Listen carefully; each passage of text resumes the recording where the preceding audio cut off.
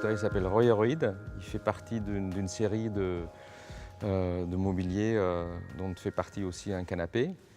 L'idée de Royeroid, comme le nom l'indique, c'est un hommage à une série de Jean Royer en particulier qui s'appelle Ours polaire. L'idée de Royer était de faire un mobilier où on ne voit plus les éléments typiques qui constituent un mobilier, à savoir les accoudoirs, le dossier, et pour produire plus une idée d'une forme libre ou une sculpture dans l'espace. Donc avec le Royeroid, j'ai essayé d'effacer encore ces deux éléments pour créer vraiment un objet monolithique. Donc c'est la technique de capitonnage qui a permis aussi de faire une forme unie comme ça.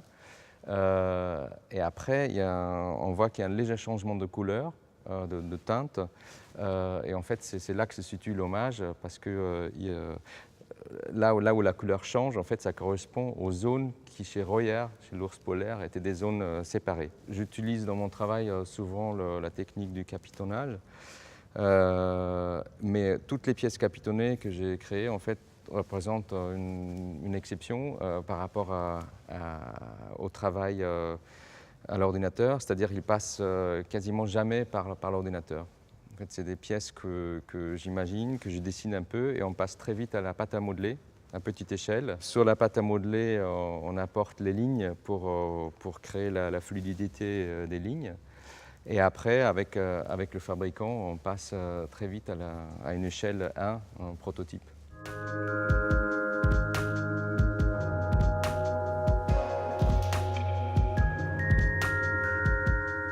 Troublant, la forme, elle induit un mouvement, donc un peu comme un arrêt sur image de liquéfaction. Et après, il a un bord qui est d'une différente couleur. En fait, c'est une édition et chaque pièce de l'édition est différente et chaque fois, le bord doit prendre la couleur du sol. Donc ça crée aussi une idée de bord flou, en fait, comme si le bord de l'objet ne serait pas saisissable. Et en même temps un volume, puisque ce bord il est en dégradé. Donc, parce qu'un tapis, c'est un objet plat normalement, et donc ça crée une illusion de volume aussi. Cette idée d'une forme dynamique, contrairement à un carré pour un tapis, c'est effectivement pour souligner encore une fois cette idée d'un habitat qui est en mouvement, où les choses peuvent se passer, et donc pas d'une forme figée, mais une forme qui s'échappe dans une direction ou d'une autre. Le matériau de Troublant, c'est de la laine. C'est un travail artisanal en fait, qui est assez délicat par rapport au dégradé. Pour réaliser un dégradé uniforme tel qu'on le dessine avec un logiciel, reproduire cela à la main, c'est assez délicat.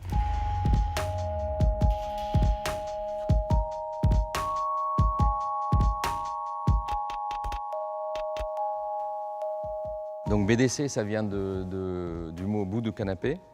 Et c'est un jeu de mots aussi parce que bout de canapé, donc c'est une ancienne typologie. Il n'y a plus grand monde qui parle de bout de canapé, mais en fait c'est la petite table qu'on met à côté au bout d'un canapé pour poser son verre. Et en même temps, quand on regarde la forme, c'est réellement un bout de canapé, comme si on avait coupé un canapé. Le canapé, c'est une typologie que j'ai souvent traitée dans mon travail parce que pour moi, c'est une pièce charnière par rapport dans le champ du mobilier.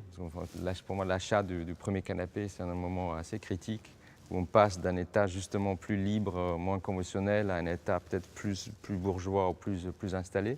Dans l'exposition, j'ai disposé les pièces d'une certaine manière avec donc, ces deux BDC. Et devant, il y avait Troublant, donc le tapis, qui a une forme un peu comme une flaque, donc ça pouvait aussi faire penser à ce que comme si ce canapé s'était liquéfié et aurait disparu de cette manière-là vers l'avant.